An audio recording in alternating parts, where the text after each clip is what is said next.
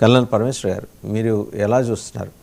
అంటే సరే, వాళ్ళు 6 monthsకో 1 yearకో periodical surveys they do carry out. అందులో వీళ్ళే కాదు, ఇంకా వేరే సంస్థలు కూడా చేస్తుంటాయి. యాక్సిస్ కూడా వస్తుంటుంది, అది కూడా కొంచెం ఆలస్యంగా వస్తాయి. బట్ లేట్గా వచ్చిన లేటెస్ట్గా వచ్చినట్టు దాని రిజల్ట్స్ యాక్యురసీ బాగుంటుంది.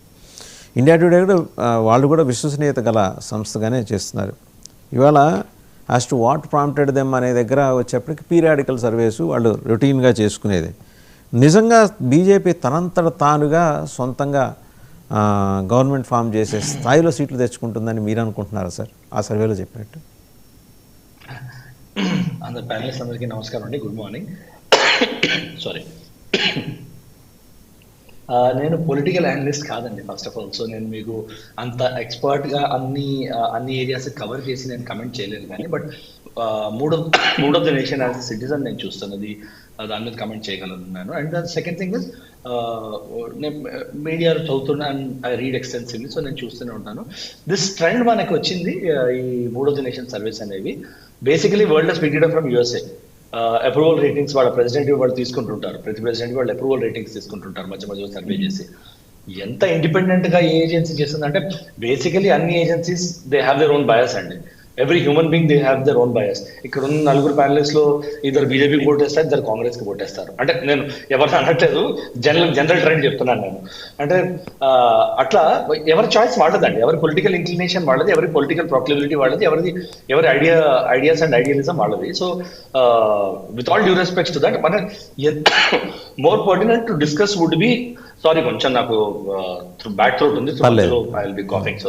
సో ఎందుకు ఈ రేటింగ్స్ ఇట్లా చేంజ్ అవ్వట్లేదు? Why is the Indian opposition not able to change the mood of the nation అనేది I think will be a more pertinent discussion అండి. అంటే ఇన్ని ఇష్యూస్ తీస్తున్నారు ఆపోజిషన్ వాళ్ళు.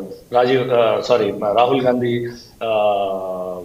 మన ఫస్ట్ ప్యానలిస్ట్ అన్నారు, సెన్సేషనలిజం కి ఎక్కువ వాల్యూ ఇస్తున్నారు than facts and. So biggest problem is that అండి మన ఆపోజిషన్ పార్టీస్ తోటి. ప్రతి పార్లమెంట్ సెషన్ ముందర ఎజెండా బేస్డ్ కాకుండా, అంటే ది పార్లమెంటరీ ఎజెండా బేస్డ్ కాకుండా ఒక సెన్సేషనల్ న్యూస్ ఏదో పిక్ చేసుకోవడము, whether it is in the rule book of the parliament or not, it is immaterial. Like ఇప్పుడు జనరల్ నరవనే బుక్ తీశారు, రూల్ 359 370 ఉంది, క్లియర్ గా అంటుంది no unpublished this thing matter will be discuss in the parliament. Publish అయిన matter గురించి మనం మాట్లాడాలి అని. ఎక్కడో ఎవడో కారవన్ వాడు పబ్లిష్ చేశాడని చెప్పి దాన్ని తీసుకొచ్చి డిస్కస్ చేయలేము. That book is under approval still. ఎందుకు అప్రూవల్ కాలేదు లాస్ట్ 1 year 1.5 year అనేది వేరే విషయం. అది నరవణే గారే అన్నారు. దానిలో మన దేశ రక్షణ గురించి, మన దేశ స్ట్రాటజిక్ ఇంట్రెస్ట్ గురించి ఏమైనా ఫ్యాక్ట్స్ రివీల్ చేయకుండా ఉంటే, అది home ministry and defence ministry got every right to ask me to remove it. అది నేను I consider when they tell me అని ఆయనే అన్నారు. అలాంటప్పుడు when it is under audit and it is under approval, ఆ బుక్ తీసుకొచ్చి parliament లో మీరు ప్రెసిడెంట్ అడ్రస్ కి గ్రాటిట్యూడ్ చూపించే దానిలోనూ, బడ్జెట్ సెషన్ లోను మీరు మాట్లాడి బడ్జెట్ గురించి డిస్కస్ చేయకుండా ఉంటే మీ ఇంట్రెస్ట్ లేదని చెప్పి చూపిస్తుందండి. ఒకటి సరే, మేము దేశానికి సంబంధించిన ఇష్యూస్ తీస్తున్నాం అని అనొచ్చు, they can have their own point of view. But ఏంటంటే, మీరు ఒక ఇష్యూ తీశారు, సరే పోనీ మీరు ఒక ఇష్యూ తీశారు, మల్టిపుల్ ఇష్యూస్ చూడండి, మీరు ఒక ఇష్యూ తీశారు, దాని మీద స్టిక్ అవ్వండి. Don't get into sensationalisms, don't get into personal domain, silly comments. Defence forces put down చేసి ఆపరేషన్ సింధూర్ అయింది, ఏమన్నారు రాహుల్ గాంధీ వచ్చి నరేందర్ సరెండర్ అన్నాడు. అవసరం లేదండి అలాంటి కమెంట్స్ చేయడానికి. ఆయన ఏమైనా కూడా నీకు నచ్చకపోయినా ఆయన ఇండియా ప్రైమ్ మినిస్టర్. ఆయన ఎందుకు ఆపారు అని నువ్వు క్వశ్చన్ చేయొచ్చు, నీకు రైట్ ఉంది. ఇంకా మనం యుద్ధం చేయాల్సిందని నీ ఒపీనియన్ నువ్వు ఇవ్వచ్చు, నీకు రైట్ ఉంది. కానీ సెన్సేషనల్ కమెంట్స్ చేసి షూట్ అండ్ స్కూట్ హ్యాబిట్ అనమాట. Politics is a game of permanent engagement with people అండి. మీరు పర్మనెంట్ గా మీరు పబ్లిక్ ని ఎంగేజ్ చేసి పెట్టకపోతే people will not show interest in your leadership.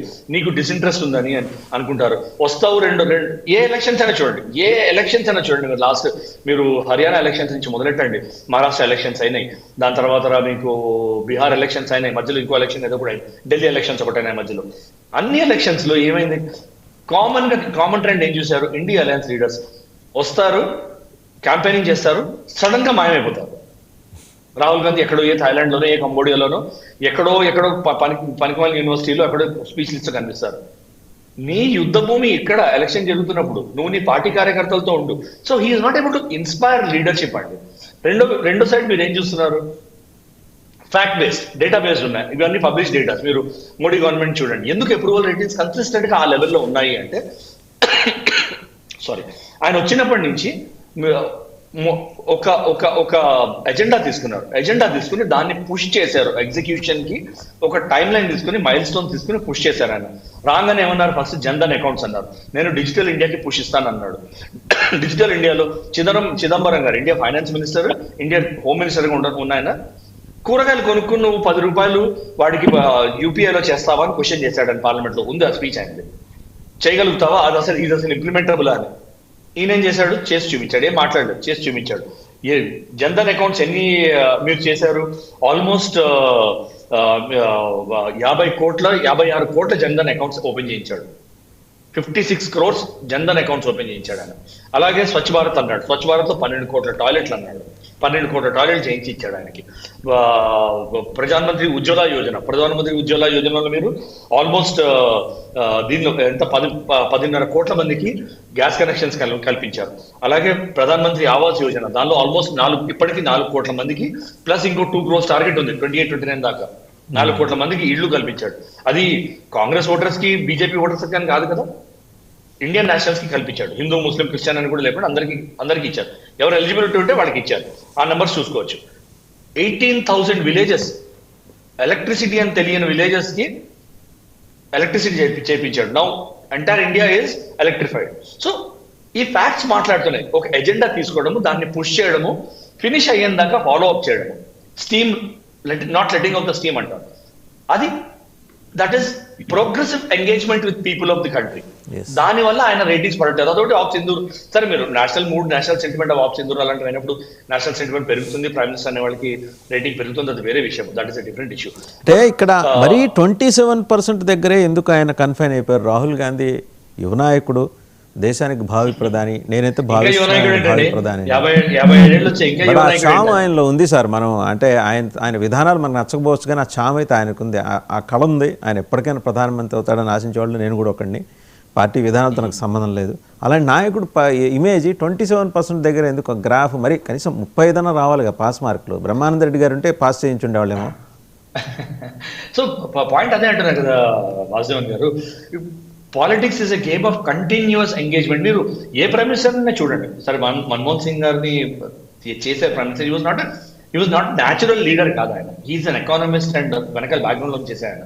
మీరు నరసింహారావు గారు ఎందుకు ఉండగలిగారు, మీరు రాజీవ్ గాంధీ గారు ఎందుకు ప్రైమ్ మినిస్టర్ అయ్యారు, ఇందిరాగాంధీ గారు ఎందుకు ప్రైమ్ మినిస్టర్ అయ్యారు అని మీరు చూస్తే, వాజ్పేయి గారు ఎందుకు 3 సార్లు ప్రైమ్ మినిస్టర్ అయ్యారు చూస్తే, కంటిన్యూస్ పబ్లిక్ లైఫ్ లో కంటిన్యూస్ గా ఎంగేజ్ అయ్యి ఉండేవారు. కాంట్రవర్సీస్ ఉన్నా ఏమున్నా కూడా కంటిన్యూస్ గా ఎంగేజ్మెంట్ లో ఉండి. ఈయన కూడా ఎంగేజ్ అవుతున్నారు కదా, ఈయన కూడా జర్మనీలో ఎంగేజ్ అవుతున్నారు, కొలంబియాలో ఎంగేజ్ అవుతున్నారు, చాలా చోట్ల ఎంగేజ్ అవుతున్నారు కదా. అదే ప్రాబ్లం అండి. నేను ఐ థింక్ ఇదివరకు మీ ప్రోగ్రామ్ లో కూడా నేను అన్నాను, ఆయన కాంగ్రెస్ గవర్నమెంట్ ఉన్న స్టేట్స్ ఇండియాలో ఉన్నాయి. ఎందుకు ఆయన ఉన్న స్టేట్స్ లో యూనివర్సిటీస్ ఎందుకు ఆయన పిలిచి గెస్ట్ స్పీకర్ ఎందుకు చేయట్లేదు? ఎక్కడికో కంబోడియాకో, ఎక్కడికో వెస్టర్న్ ఆఫ్రికాకో, లేకపోతే యూరోప్ లోకో వెళ్ళి ఎందుకు మాట్లాడాల్సి వస్తుంది ఆయన? It shows the agenda is wrong. సరే, మీకు ఆఫ్ సింధూర్ లో మీరు క్వశ్చన్స్ ఎత్తడం తప్పలేదు. గవర్నమెంట్ కి మీకు మాకు ఫ్యాక్ట్ షీట్ ఇవ్వండి sir. Leader of opposition he has every right sir, he has every right. అదే అంటున్నాను, మీకు ఎవ్రీ రైట్ ఉంది, మీరు క్వశ్చన్స్ అడగండి గవర్నమెంట్. ఇన్ఫాక్ట్ యాక్టివ్ అపోజిషన్ లేని కంట్రీ అదొకదిగా పడుతుంది. సో యాక్టివ్ అపోజిషన్ 100% ఉండాలండి. There is no doubt about it. ఆఫ్ సింధూర్ గురించి కూడా నువ్వు క్వశ్చన్స్ ఎత్తు, కానీ నువ్వు క్వశ్చన్స్ ఎత్తాల్సినవి ఎట్లాంటివి? ప్రోగ్రెసివ్. మనం ఏం లెసన్స్ నేర్చుకున్నాం ఆఫ్ సింధూర్లో, వాటిల్ని మనం ఎట్లా ఇంప్లిమెంట్ చేస్తాము, దానిలో మీకు పార్ట్నర్షిప్ ఎట్లా కావాలో అపోజిషన్ అడగాలి. కానీ ఎన్ని ప్లేన్లు పడ్డాయి, ఎంతమంది చచ్చిపోయారంటే నీకెందుకు? సారీ, నేను ఐఎమ్ యూజింగ్ దట్ లాంగ్వేజ్. సరే, నేను ఒప్పుకుంటాను, 2 ప్లేన్లు పడ్డాయి. 2 ప్లేన్లు నేను అంటున్నాను జస్ట్ ఫర్ థియరీ, 2 ప్లేన్లు పడ్డాయి. మనకు ఏం చేస్తావు 2 ప్లేన్లు పడ్డాయని తెలుసుకుని? టాక్టికల్ లాసెస్ అనేవి యుద్ధంలో జరుగుతాయి. అందరూ ఎనిమి వాళ్ళే పోతారు, ఎనిమి క్రాఫ్ట్సే పోతాయి, ఎనిమికి నష్టం జరుగుతుంది అంటే కుదరదండి. ఎనిమి కూడా గాజులు వేసుకుని, మళ్ళీ once again it's success comment, కానీ గాజులు వేసుకుని కూర్చోలేదు. ఎనిమి కూడా యుద్ధం చేస్తున్నాడు. సో టాక్టికల్ లాసెస్ ని క్వశ్చన్ చేసి ఆర్మ్ ఫోర్సెస్ పుట్ డౌన్ చేయడము, గవర్నమెంట్ పుట్ డౌన్ చేయడము, ఇవి పబ్లిక్ కి నచ్చట్లేదు. ఎనీ చూద్దాం సార్, ఇంకా 3 ఏళ్ళు టైం ఉంది కదా, ఆయన ఏమన్నా మారతారేమో, అంటే ప్రజలకి అనుగుణంగా మారతారేమో. మళ్ళీ ఒకసారి మీ దగ్గరకు వస్తాను, అపోజిషన్ బలంగా ఉండాలని కోరుకుందాం. ఒకసారి పాపారావు గారి దగ్గరికి వెళ్దాం. పాపారావు గారు, ఇండియా టుడే 3వ నేషన్ మొత్తానికి ఏంటంటే బీజేపీ ఇండిపెండెంట్గా గవర్నమెంట్ ఫామ్ చేయడానికి ఉన్న అన్ని అవకాశాలని అలా పరిచి చూపించింది. అన్ఫార్చునేట్లీ ఏంటంటే కాంగ్రెస్ గ్రాఫ్ పెరగట్లా. అది అంటే అది మంచి ఇండికేషన్ కాదేమో. అంటే బలమైన ప్రతిపక్షం లేకపోతే ఇందాక కల్నల్ పరమేశ్వర్ అన్నట్టు దేశం అది ఒక నెగిటివ్ డైరెక్షన్లో నడుస్తుంది.